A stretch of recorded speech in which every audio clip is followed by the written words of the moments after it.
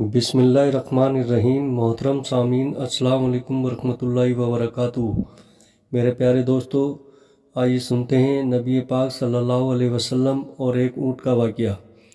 حضرت تمیم داری رضی اللہ عنہ فرماتے ہیں کہ ہم ایک بار حضور صلی اللہ علیہ وسلم کی بارگاہ اقدس میں حاضر تھے کہ ایک اونٹ بھاگتا ہوا آیا اور آپ صلی اللہ علیہ وسلم کے سر انور کے پاس آ کر کھڑا ہو گیا، جیسے کان میں کوئی بات کہہ رہا ہو۔ آپ صلی اللہ علیہ وسلم نے فرمایا کہ اونٹ پرسکون ہو جا، اگر تو سچا ہے تو تیرا رب تجھے فائدہ دے گا، اگر تو جھوٹا ہے تو تجھے اس جھوٹ کی سزا ملے گی۔ جو ہماری پناہ میں آ جاتا ہے اللہ تعالیٰ بھی اسے امان دے دیتا ہے، اور ہمارے دامن میں پناہ لینے والا کبھی نامراد نہیں ہوتا۔ ہم نے عرض کیا، رسول اللہ صلی اللہ علیہ وسلم، یہ اونٹ کیا کہتا ہے؟ آپ صلی اللہ علیہ وسلم نے فرمایا، اونٹ کے مالکوں نے اسے ذبح کر کے اسے کھا لینے کا ارادہ کر لیا تھا، تو یہ ان کے پاس سے بھاگ آیا ہے۔ تمہارے نبی صلی اللہ علیہ وسلم سے مدد مانگی ہے۔ ہم سب ابھی گفتگو میں مشغول تھے کہ اس اونٹ کے مالک بھاگتے ہوئے آئے۔ اونٹ نے ان کو آتے ہوئے دیکھا تو دوبارہ حضور صلی اللہ علیہ وسلم کے سر مبارک کے پاس کھڑا ہو گیا اور آپ صلی اللہ علیہ وسلم کے پیچھے چھپنے لگا۔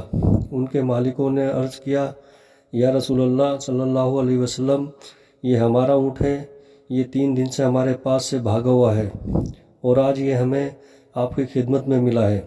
اس پر آپ صلی اللہ علیہ وسلم نے فرمایا، یہ میرے سامنے شکایت کر رہا ہے کہ یہ تمہارے پاس کئی سال تک پلا بڑھا، جب موسم گرم آتا تو تم گھاس اور چارے والے علاقے میں اس پر سوار ہو کر جاتے، اور جب موسم ٹھنڈا آتا تو تم اسی پر بیٹھ کر گرم علاقوں کی طرف جاتے۔ اب جب کہ اس خستہ حال کی عمر میں پہنچ گیا ہے تو تم اسے ذبح کر کے اس کا گوشت کھا لینا کا ارادہ کر لیا ہے۔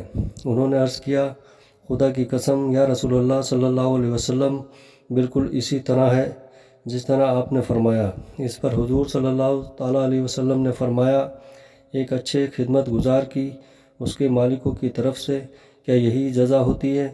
تو وہ عرض گزار ہوئے کہ یا رسول اللہ صلی اللہ علیہ وسلم، ہم نہ اسے بیچیں گے اور نہ ہی اسے ذبح کریں گے۔ اس کے بعد آپ صلی اللہ تعالیٰ علیہ وسلم نے اس اونٹ کو کچھ درہم میں خرید لیا اور فرمایا کہ اے اونٹ، جا تو اللہ تعالیٰ کی رضا کی خاطر تو آزاد ہے۔ اس اونٹ نے حضور صلی اللہ تعالیٰ علیہ وسلم کے سر مبارک کے پاس اپنا منہ لے جا کر کوئی آواز دی تو آپ صلی اللہ تعالیٰ علیہ وسلم نے فرمایا آمین۔ اس نے پھر دعا کی، آپ صلی اللہ تعالیٰ علیہ وسلم نے پھر فرمایا آمین۔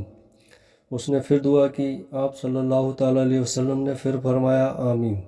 اس نے جب چوتھی مرتبہ دعا کی تو آپ صلی اللہ تعالیٰ علیہ وسلم آپ دیدہ ہو گئے، آنکھوں سے آنسو بہنے لگے۔ ہم نے عرض کیا، یا رسول اللہ صلی اللہ تعالیٰ علیہ وسلم، یہ اونٹ کیا کہہ رہا ہے؟ آپ صلی اللہ علیہ وسلم نے فرمایا، اس نے پہلی دفعہ کہا، اے نبی مکرم، اللہ آپ کو اسلام اور قرآن کی طرف سے بہترین جزا عطا فرمائے۔ میں نے کہا آمین۔ پھر اس نے کہا، اللہ تعالیٰ قیامت کے دن آپ کی امت سے اسی طرح خوف کو دور فرمائے جس طرح آپ نے مجھ پر دور فرمایا ہے۔ میں نے کہا آمین۔ پھر اس نے دعا کی کہ اللہ تعالیٰ دشمنوں سے آپ کی امت کے خون کو اسی طرح محفوظ رکھے جس طرح میرا خون محفوظ فرمایا ہے۔ اس نے پھر کہا، اللہ تعالیٰ آپ کی امت کے درمیان جنگ جدا نہ ہونے دیں۔ یہ سن کر رونا آ گیا، کیونکہ یہی دعائیں میں نے بھی اللہ تعالیٰ سے مانگی تھیں۔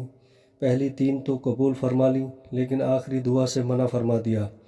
جب جبرائیل علیہ السلام نے اللہ تعالیٰ کی طرف سے مجھے خبر دی کہ میری یہ امت آپس میں جنگ کر کے فنا ہوگی، جو کچھ ہونے والا ہے قلم اسے لکھ چکا ہے۔ محترم حضرات، نبی کریم صلی اللہ علیہ وسلم کے حدیث مبارکہ میں جو لکھا ہے آج وہ بالکل سچ نظر آ رہا ہے۔ آج کے دور پر نظر دوڑائیں تو ہم دیکھتے ہیں کہ مسلمان کس طرح ایک دوسرے کے خون کے پیاسے ہیں، ایک دوسرے کو کس طرح قتل کرنے کو تیار ہے، فرقہ پرستی کے نام پر ایک دوسرے کے جان کے دشمن بنے ہوئے ہیں۔ جتنا نقصان مسلمانوں نے مسلمان کا کیا ہے اتنا شاید کافروں نے مسلمان کا نہیں کیا۔ ہمیں چاہیے کہ ہم اللہ تعالیٰ کی رسی کو مضبوطی سے تھام لیں، فرقہ پرستی کو ختم کریں، ایک امت بن جائیں اور آپ کی نفرتوں کو ختم کر دیں۔ مسلمان کا بھائی ہے، آپس میں پیار اور محبت سے رہیں۔ اللہ تعالیٰ ہم سب کو سمجھنے اور نیک بننے کی توفیق عطا فرمائے۔ السلام علیکم۔